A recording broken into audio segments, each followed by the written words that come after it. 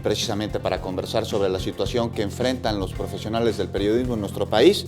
Nos acompaña esta noche en el estudio el licenciado Luis Eduardo Velázquez Chico. Él es secretario de la Asociación Periodismo Nación MX, también es director de Capital CDMX. Muy buenas noches, Luis Eduardo. Muchas gracias por acompañarnos en 21 Noticias. Bienvenido. Sí, al contrario, muchas gracias a ustedes por el espacio, Juan. Bienvenido. Muchas gracias. Luis Eduardo, pues una profesión de altísimo riesgo, la del periodismo aquí en México. ¿Cómo garantizar a los periodistas que podamos desempeñarnos, que podamos cumplir con nuestra labor profesional? Pues mira, lo primero que habría que señalar es que estamos viviendo una coyuntura. Desgraciadamente, México hoy por hoy es uno de los países más violentos del mundo.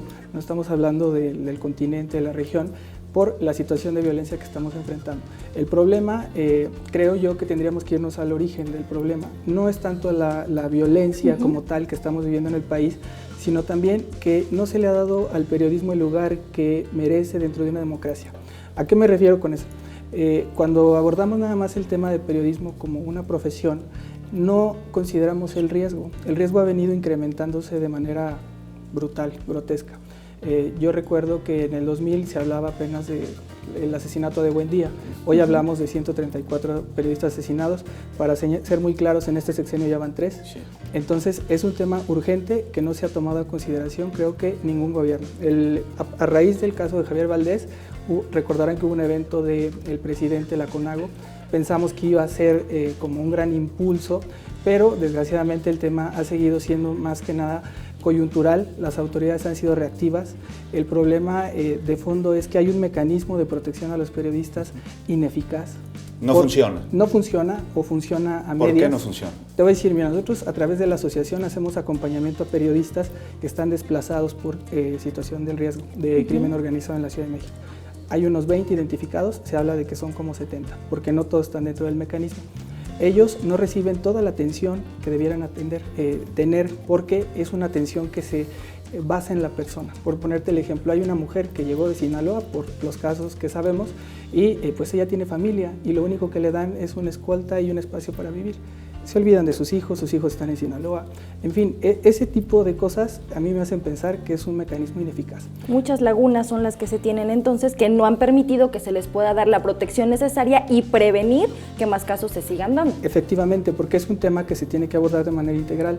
El gran problema, el que es el primer perpetrador en contra de los periodistas, está identificado en los estudios que se han hecho, es el poder público, en alianza con algunos otros grupos del crimen organizado. Y pues el mecanismo forma parte del Estado. Entonces los periodistas tienen desconfianza de acercarse a los periodistas. Recordamos el caso de aquí, de Rubén, el fotoperiodista que falleció aquí en México, fue asesinado. Sí. Él no se quiso apegar a un mecanismo. Entonces nos estás diciendo que funcionarios corruptos, coludidos con el crimen organizado, facilitan que cuando un periodista dice una verdad que incomoda, sea ejecutado. Y mencionas la Ciudad de México. ¿Cómo está la situación de protección de periodistas aquí en la capital? Afortunadamente la Ciudad de México no es el primer lugar en cuestión de asesinatos, pero sí es el primer lugar en amenazas y riesgos, sobre todo por las marchas. Y también aquí hay un mecanismo que ha sido ineficaz, hay que señalarlo. Empezó mal, se está tratando de constituir, sigue muy mal.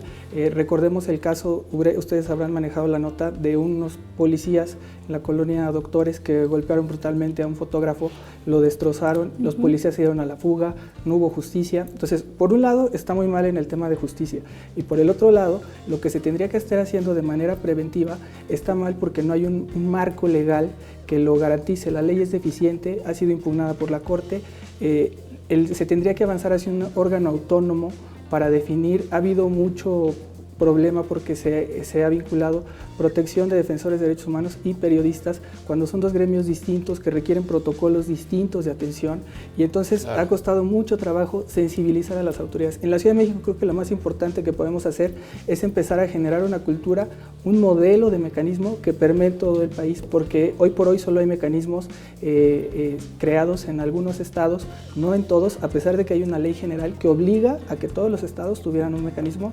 integral para darle cuerpo al federal. Y no entonces son se reconocidos, ¿no? En los mismos estados. Puede que los periodistas estén agremiados, pero también puede haber problemas por ahí internos que no permitan que estos mecanismos funcionen, la falta de recursos, la desconfianza, y se hace toda una cadena que con eslabón a eslabón no permite su funcionamiento correcto. Tienes toda la razón, un tema es el de los recursos, cada vez se ha recortado más el tema de los recursos. Creo yo que lo importante es que se esté visibilizando el tema independientemente de la coyuntura, pero lo importante es que se trabaje en una agenda para brindarle protección a los periodistas desde el marco jurídico. Y qué bueno que ustedes abrieron este espacio y para visibilizar el tema, porque hay mucho que trabajar, toda una agenda de periodistas que en la Constitución ya está establecido y va a ser la punta de lanza para que se logren estos cambios. Esperemos que así sea, y muchas gracias a ti, Luis Eduardo, por acompañarnos, por charlar con nosotros. No, al contrario, ustedes por visibilizar estos temas que nos competen a nosotros que somos del Por gremio. supuesto. Muchas Muchísimas gracias. gracias.